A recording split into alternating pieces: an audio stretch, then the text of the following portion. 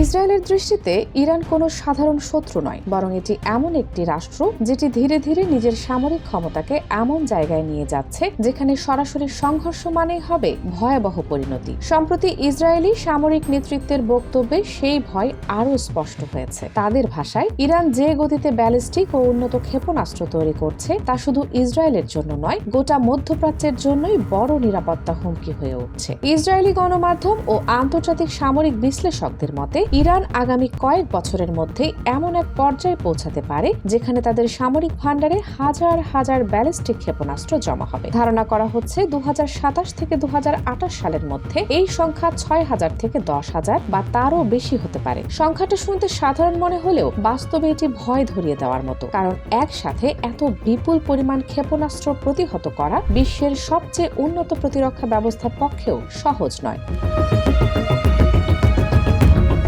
এই জায়গাতেই ইসরায়েলের ভয় সবচেয়ে বেশি। দেশটির আকাশ প্রতিরক্ষা ব্যবস্থা, আয়রন ডোম, ডেভিড স্লিং এবং অ্যারো সিস্টেম বিশ্বের অন্যতম শক্তিশালী বলে পরিচিত। কিন্তু সামরিক বিশ্লেষকদের মতে যদি একসঙ্গে বিপুল সংখ্যক ব্যালিস্টিক ক্ষেপণাস্ত্র আকাশে ছোড়া হয় তাহলে একটি ওভারলোড পরিস্থিতি তৈরি হতে পারে, অর্থাৎ প্রতিরক্ষা ব্যবস্থা একসঙ্গে সব লক্ষ্য ধ্বংস করতে ব্যর্থ হতে পারে, আর সেখানেই বড় ক্ষতি হওয়ার আশঙ্কা তৈরি হয়। ইরানের ক্ষেপণাস্ত্র কর্মসূচি শুধু সংখ্যার দিক থেকেই ভয়ঙ্কর নয়, প্রযুক্তিগত দিক থেকেও এটি উদ্বেগের কারণ। ইরান ইতোমধ্যেই স্বল্প ও মধ্যম পাল্লার বহু ক্ষেপণাস্ত্র তৈরি করেছে, যেগুলোর মধ্যে কিছু কিছু 2000 কিলোমিটার পর্যন্ত আঘাত হানতে সক্ষম। এর মানে ইসরায়েলের প্রায় পুরো ভূখণ্ডই এই ক্ষেপণাস্ত্রের আওতার মধ্যে পড়ে। এছাড়া ইরান হাইপারসনিক প্রযুক্তির দিকেও অগ্রসর হচ্ছে, যা সাধারণ রাডার ও প্রতিরক্ষা ব্যবস্থার জন্য শনাক্ত করা অনেক বেশি কঠিন।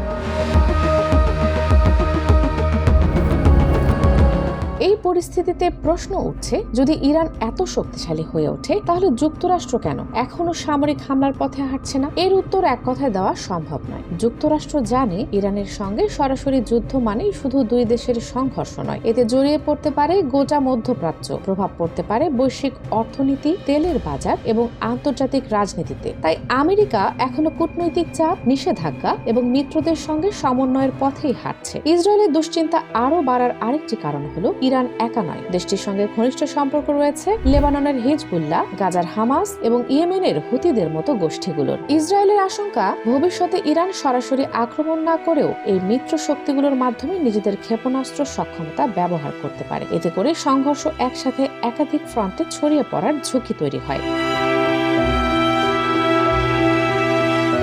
বিশেষজ্ঞরা বলছেন ইরান ইতোমধ্যেই মধ্যপ্রাচ্যের সবচেয়ে বড় ব্যালিস্টিক ক্ষেপণাস্ত্র ভান্ডারের অন্যতম মালিক। শাহাব, সেজিল সহ বিভিন্ন ধরনের ক্ষেপণাস্ত্র তাদের অস্ত্রাগারে রয়েছে, যেগুলোর অনেকগুলোই পরীক্ষিত। যদিও ইসরায়েলি প্রতিরক্ষা বাহিনী আনুষ্ঠানিকভাবে নির্দিষ্ট কোনো সংখ্যা প্রকাশ করেনি, তবুও আন্তর্জাতিক বিশ্লেষকের হিসাব ইসরায়েলি নেতৃত্বকে উদ্বিগ্ন করে তুলছে। এই পুরো পরিস্থিতি আসলে একটি বড় ভূ রাজনৈতিক দাবা খেলার মতো। একদিকে ইরান নিজের নিরাপত্তা ও প্রভাব বাড়াতে চাইছে, অন্যদিকে ইসরায়েল এবং যুক্তরাষ্ট্র চেষ্টা করছে সামরিক সংঘর্ষ ছাড়াই এই অগ্রযাত্রা থামাতে। কিন্তু সময় যত এগোচ্ছে ততই এই ভারসাম্য বজায় রাখা কঠিন হয়ে উঠছে। সব মিলিয়ে বলা যায়, যুক্তরাষ্ট্রের ইরানে হামলা না করার পেছনে মূল কারণ ভয় কিংবা দ্বিধা নয়, বরং একটি গভীর হিসাব। ইরানের ক্ষেপণাস্ত্র শক্তি এখন এমন এক পর্যায়ে দাঁড়িয়ে যেখানে একটি ভুল সিদ্ধান্ত পুরো অঞ্চলকে অস্থিতিশীল করে দিতে পারে। 2027 থেকে 2028 সালের দিকে এই পরিস্থিতি কোন দিকে যাবে তা এখনো স্পষ্ট নয়। যুদ্ধ নাকি কূটনীতি, এই প্রশ্নের উত্তরই হয়তো নির্ধারণ করবে মধ্যপ্রাচ্যের ভবিষ্যৎ।